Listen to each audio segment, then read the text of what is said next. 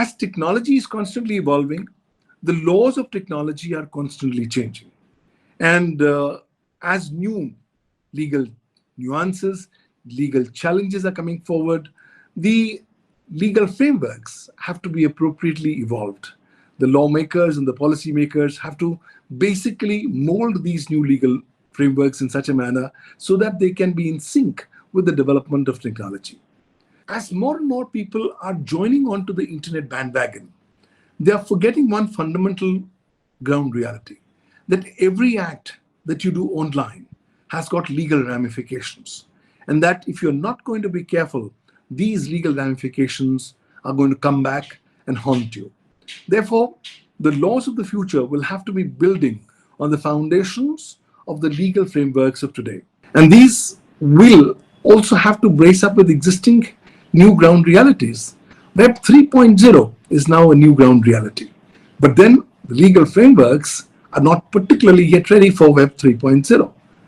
But if I was to look at one big thrust area of the law of the future, it'll have to do with cyber security.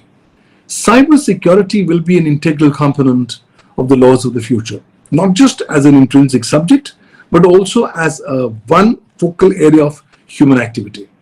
Now, we are finding that there are cyber attacks happening all around, and these cyber attacks will continue to keep on increasing. The cyber security breaches will continue to keep on happening. Increasingly, ransomware attacks will become the new flavor of the times. And therefore, the laws of the future have to have strong legal foundations for protecting and promoting the cause of cyber security. I believe the focus of the law of the future will have to be in terms of development so that there can be mandation of appropriate proactive compliances for reporting cybersecurity breaches. We are still today living in a chalta hai world where we prefer not to report cybersecurity breaches without realizing that we are all links of a big cybersecurity chain, and the chain is as strong as the weakest link. Therefore, if we are not going to really go ahead and work in the direction of mandating cybersecurity breaches as a mandatory requirement, then we are potentially going to be in a problem area. Underreporting is the norm of the day, but in the future, reporting will have to be the way of life of these cybersecurity breaches. And the laws will have to provide for enabling legal support for this kind of reporting. You don't report and you need to tighten your belts because you could potentially be exposed to a variety of legal ramifications. I think in the coming times, the laws of the future will have to stipulate stringent liabilities for not complying with the mandatory duties pertaining to cybersecurity. And you will no longer be able to say that cybersecurity is a governmental problem or is a corporate problem. Today, it's a common heritage of humanity as a whole that we must all together work in the direction of protection and preservation of cybersecurity. We are also going to see a new era in the future where the current vacuum of international law on cybersecurity is going to get far more pronounced. So consequently, different countries across the world are increasingly going to be coming up with their own distinctive national laws on cybersecurity.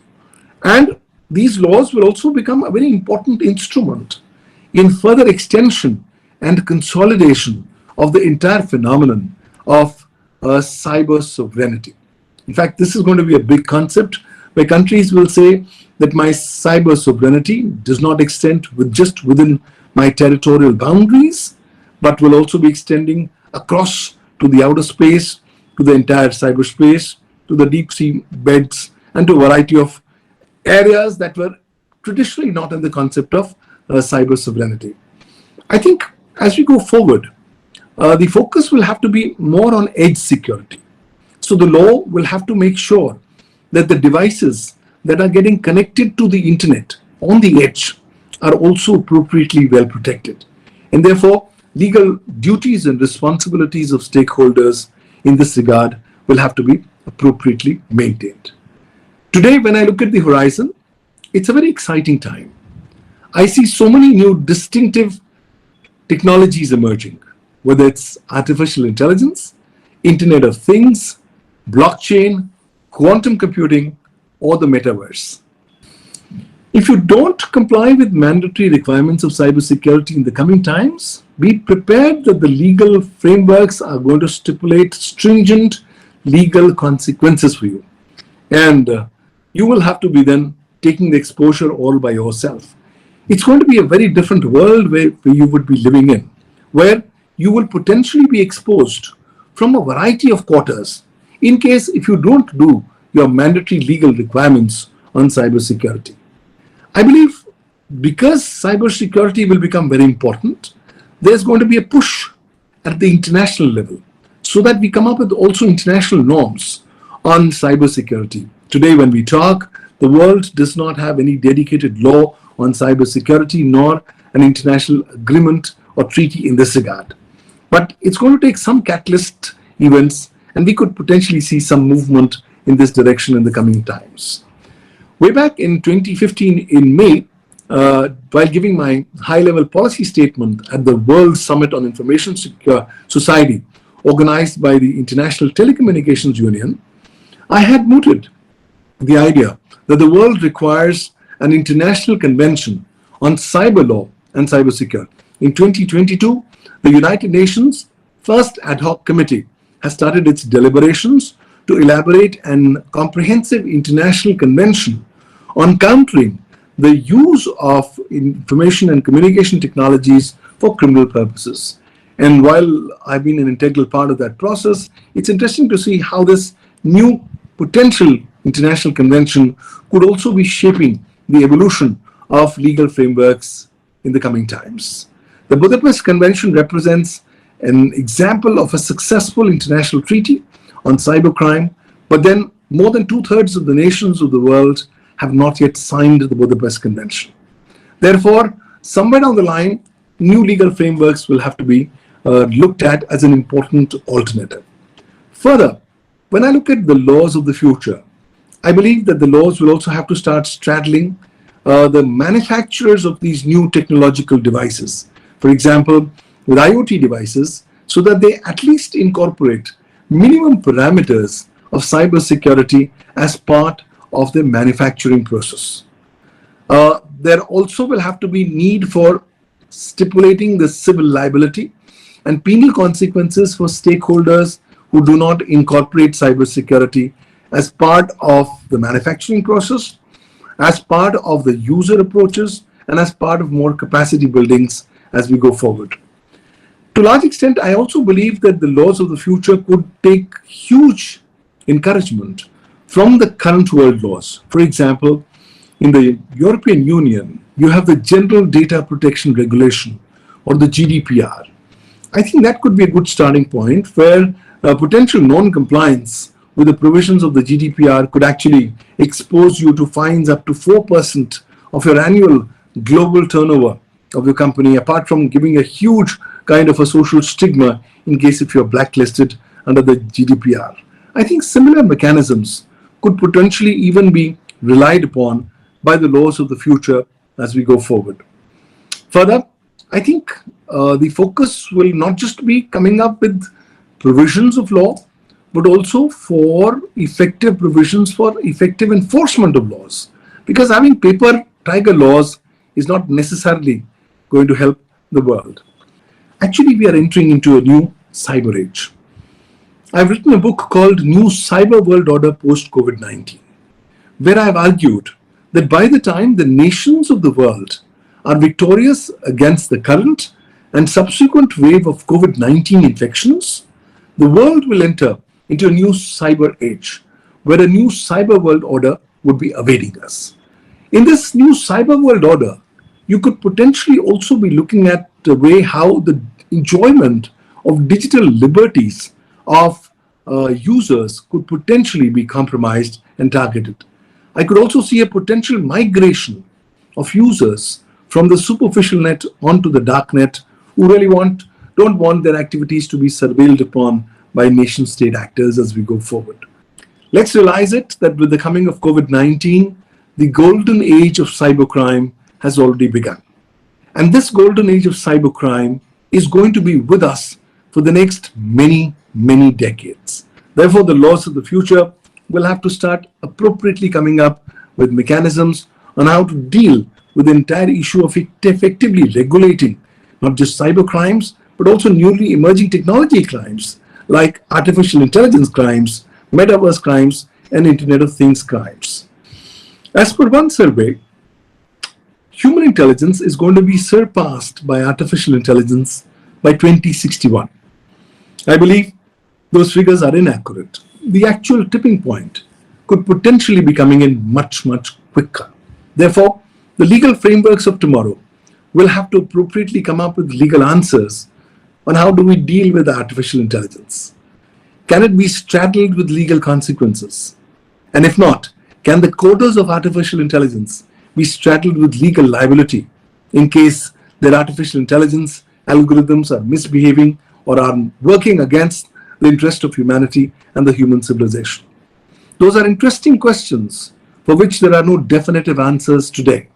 But the laws of the future will have to specifically address these very fundamental legal new challenges and issues that these newly emerging technologies are beginning to throw up.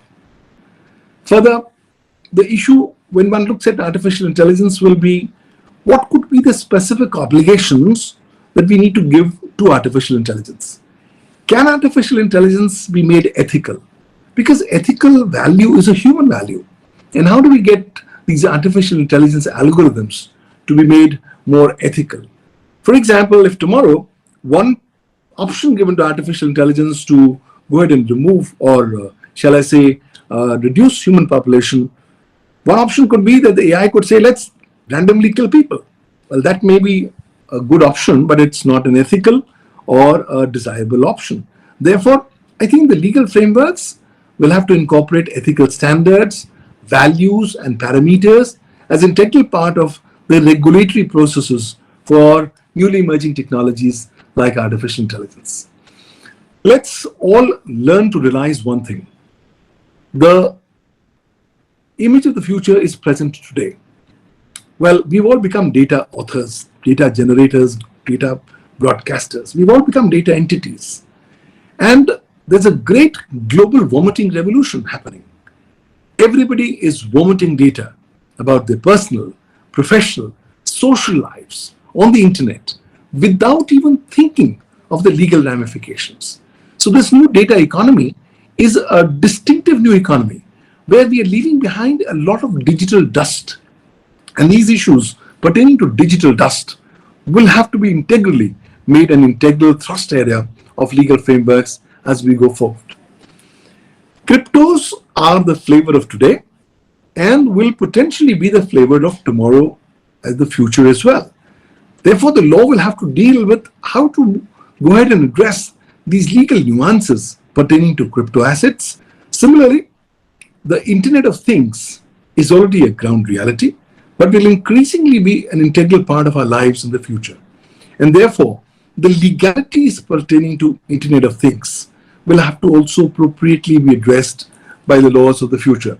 And now we have the Internet of Behavior coming in, where the IoT devices and their data that's constantly getting collected is being analyzed for purposes of targeting our behavior and thereafter targeting us with specific focused offerings. So the legal aspects pertaining to Internet of Behavior will also have to be appropriately addressed by legal frameworks in the coming times, as these devices are going to proliferate and we are going to increasingly become more and more reliant on these IoT and IoB or devices.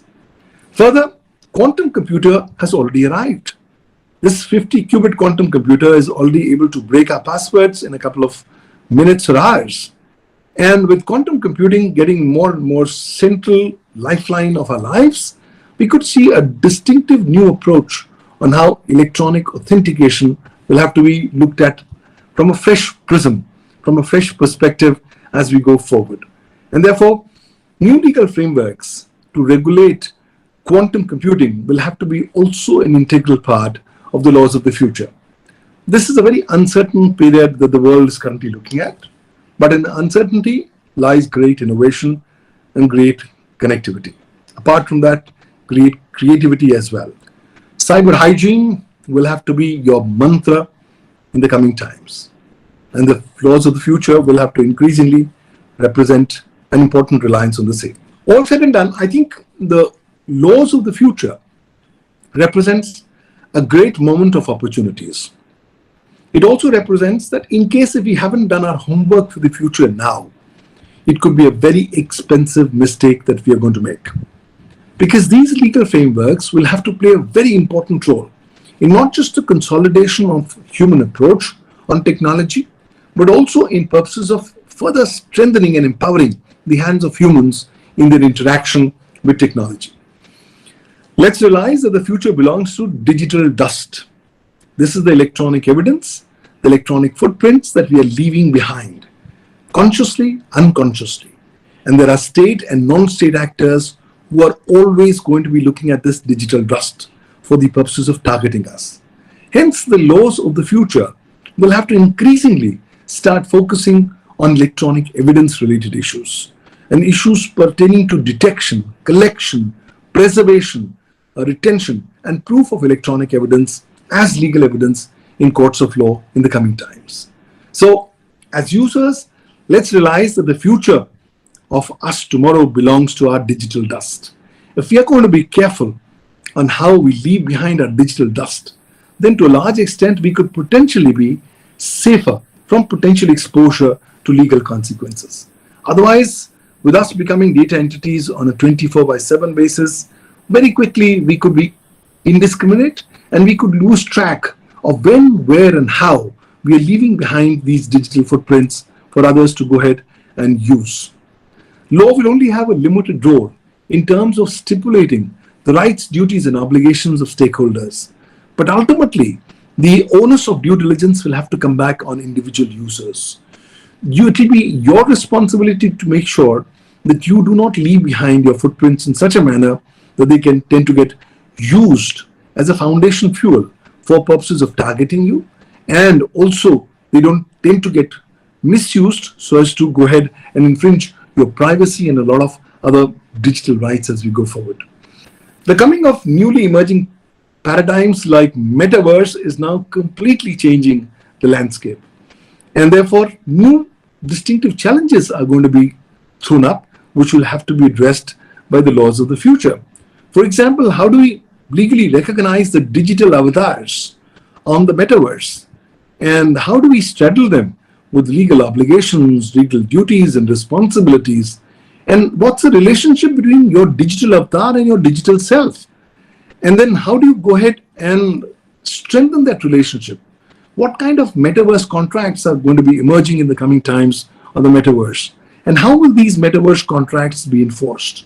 What kind of intellectual property rights need to be protected in the context of newly emerging technologies like metaverse?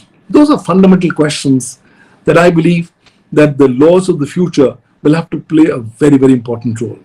Further, I believe that the future represents an advancement of human civilization. Therefore, protection and preservation of intellectual property rights will become of crucial necessity.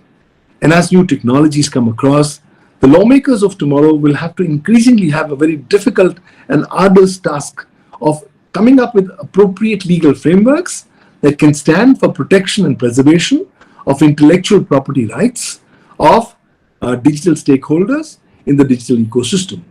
And also the future will have some interesting prospects, because artificial intelligence is also going to create new intellectual property rights. And those rights will also have to be appropriately protected. Already there's a huge confusion today. The lawmakers are still not yet completely unanimous as to whether we can recognize artificial intelligence as an inventor of new original literary artistic works or inventions. But that's going to be one particular area that we could potentially be seeing a lot of progress as we go forward. I think ultimately, as we go forward, it will be a combination of distinctive strategies which will really go ahead and spell the success for a successful future tomorrow. And while the laws will have to be molded, new legal challenges of newly emerging technologies will have to be met, but the foundations of the existing cyber law frameworks will have to be the foundational layers on which further progress of legal jurisprudence will have to be made. And I think various newly emerging paradigms of activities pertaining to those of users in the digital and mobile ecosystem will have to be kept in mind by lawmakers of the future as they go ahead and mold the laws of the future vis-a-vis technology, vis-a-vis human interaction per se. And that's where, while laws will play a very important role, an equally important role will have to be played in the future of capacity building. The COVID-19 pandemic has told us that our digital skill sets are going to be the future skill sets of ours. The focus will have to increasingly be back on capacity building. Let's go ahead and enhance our capacities vis-a-vis our legal awareness, vis-a-vis awareness about existing legal provisions, vis-a-vis the need for going ahead and amending the current world legal frameworks, and vis-a-vis creating a new digital future, which is going to be based on a new digital law of the future, the law of tomorrow.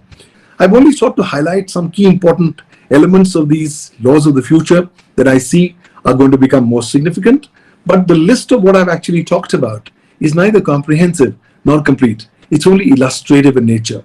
I think it'll be very interesting to really see how the legal frameworks of the future are evolving. I'm very clear that the future is a very exciting time ahead for all of us. We will have to really go ahead and unlearn, relearn all the time. And the legal frameworks for tomorrow will represent the foundations on the basis of which the further growth of human civilization and the further growth of the digital paradigm is going to take place. Let's all join hands in not just protecting ourselves, our own digital interests, our digital data, our digital rights and liberties, but also let's join hands in contributing in making the future of tomorrow far more robust, far more secure, and far more resilient in the coming times. Thank you, ladies and gentlemen. It's been a pleasure talking with you.